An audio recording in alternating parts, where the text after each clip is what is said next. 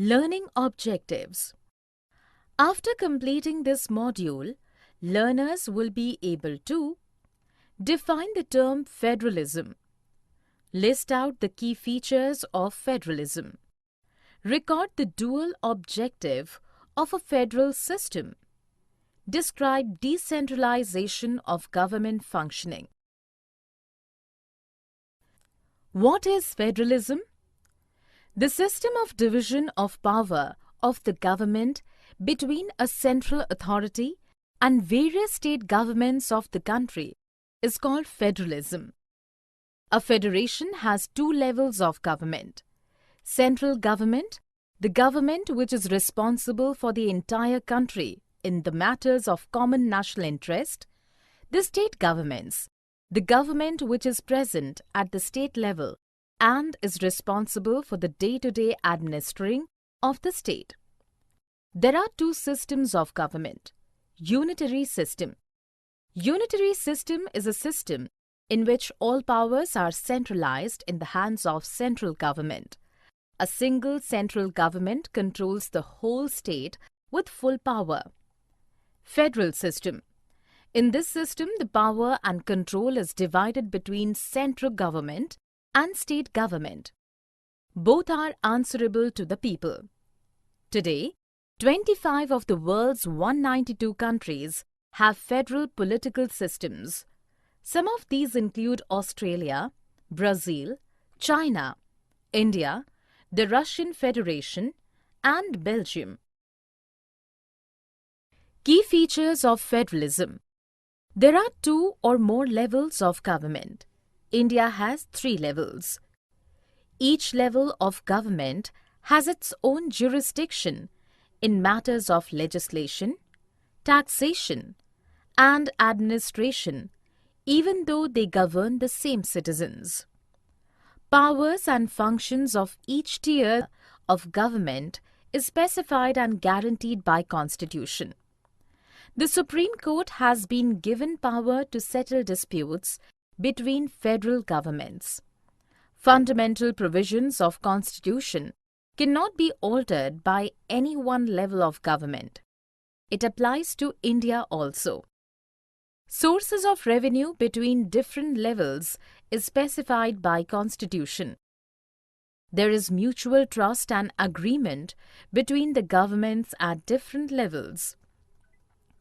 The federal system has two aims: to protect and promote unity of the country, to adapt regional diversity. An ideal federal system has both aspects, mutual trust and an agreement to live together. There are two kinds of routes through which federations are formed. The first route, when independent states come together on their own to form a bigger unit to increase their security. This type of federation is called coming together federations. Here all the states are equally powerful and strong. For examples, Switzerland, Australia, and USA. The second route, when a large country decides to distribute its power between the states and the national government, this type of federation is called holding together federations, where all states do not have equal powers. Some states enjoy special powers, and the central government tends to be more powerful than the states. For example, Spain, India, and Belgium. What makes India a federal country? The Constitution has divided power through 3 lists, namely Union List, State List, and Concurrent List. Union List. It has subjects of national importance such as banking, currency, defense of the country, foreign affairs, and communication. State List. It includes subjects of state and local importance such as agriculture, trade, police, irrigation, and commerce. Concurrent List. It contains subjects like education, marriage, trade unions, forests, adoption and succession, which are of common interest of both union and stateless subjects. The subjects that are absent on all the three lists are called residuary powers. Only union government has the power to legislate such subjects. For example, computer software which came up after the Constitution was made, whereas Jammu and Kashmir enjoy a special status having its own constitution. Areas which are too small to become an independent state, like capital city Delhi, Chandigarh, Pondicherry, are called union territories. The central government has special powers in running these areas than states. Such power sharing arrangement cannot be changed easily. To make changes, it has to be first passed by both houses of parliament with at least 2/3 of majority. Then, it has to be rectified by the legislature of at least half of the total state. In case of any conflict between divisions of powers, the judiciary plays a crucial role in supervising the implementation of constitutional provisions and procedures. How is federalism practiced in India? Let us look some of the major ways in which federalism has succeeded in India. Linguistic states. The formation of states on the basis of language was the first and a major test for federal practice in India. The frontiers of several old states of India were modified in order to create new states in order to make sure that people who spoke the same language lived in the same state. Some states were formed not on the basis of language, but to acknowledge differences based on geography or culture ethnicity. Example: Uttarakhand and Nagaland. Language policy. The status of national language is not given to one language by the Indian Constitution. Hindi is recognized as the official language, as it is the mother tongue of only 40% of Indians. Besides Hindi, the Indian Constitution identifies 21 other languages as scheduled languages. The examination conducted for the central government positions allows the candidate to choose any of these languages as the medium of examination. States also have their own official languages, and the government works takes place in the official language of the concerned state. Centre and state relations. Federalism has been strengthened in practice by reconstruction of centre-state relation. The state governments do not exercise their rights as autonomous federal units when the same party rules both centre and most of the states for a long time. Decentralization of government. Decentralization in India is defined as taking away of powers from central and state governments and giving it to local government. The main objective of decentralization. At local level, there are a large number of problems and issues. Local people have better knowledge of problems, better ideas on where to spend money and how to manage things more efficiently. Direct participation of people in decision-making helps to inculcate a habit of democratic participation. Local government is the best method to perform an important principle of democracy called local self-government. Power has been decentralized among three levels, namely state level, district level, village level.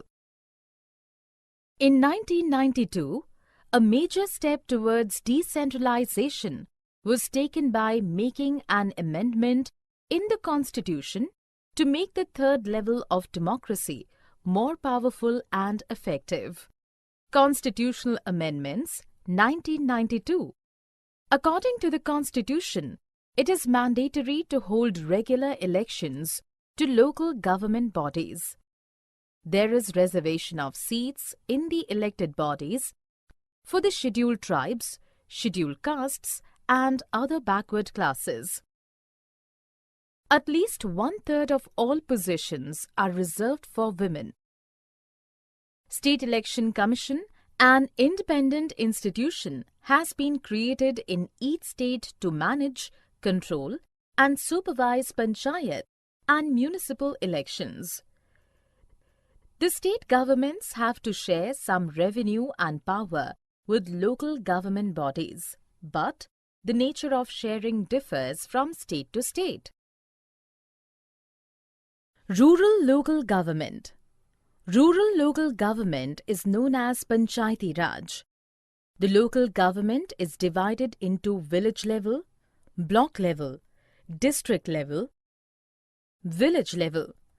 Gram Panchayat is defined as a council consisting of several ward members called Panch and a president or Sarpanch. They elected by the adult population living in that ward or village. The Gram Sabha supervises the work of Panchayat and the voters in the village are its members. The Gram Sabha review the performance and recommends the annual budget of the Gram Panchayat. Block level. A Panchayat Samiti or block or mandal is a local government formed by grouping few Gram Panchayats together to perform functions for the villages of a tehsil or taluka. All the Panchayat members in that area elect the members of this representative body. District level. All the Panchayat Samitis or mandals in a district come together to form the Zilla Parishad or district. Most members of the Zilla Parishad are elected. MLAs of that district, members of the Lok Sabha, and some other officials of other district-level bodies are also its members. Chairperson of the Zilla Parishad is also the political head of the Zilla Parishad. The towns and cities have municipalities. Municipalities and municipal corporation are controlled by elected bodies comprising of people's representatives. Mayor is the political head of a municipal corporation and political head of municipality is the municipal chairperson. Summary. Let us summarize what we have learned. Federalism is a system of government in which the power is divided between a central authority and various constituent units of the country. Different tiers of government govern the same citizens, but each tier has its own jurisdiction in specific matters of legislation, taxation, and administration. Sources of revenue for each level of government are clearly specified for ensuring smooth functioning and financial autonomy. The federal system safeguards and promotes the unity of the country and also accommodates regional diversity. India is a holding together type of federation in which powers are vested in the state governments that function under the overall supervision of the union government. New states were created on linguistic basis for recognizing the linguistic and cultural differences of various parts of the country. The central government in India has the power to dissolve the state government on grounds of inefficiency and impose the president's rule in the state. Before 1990, the central government often misused the constitution to dismiss the state governments that were controlled by rival parties.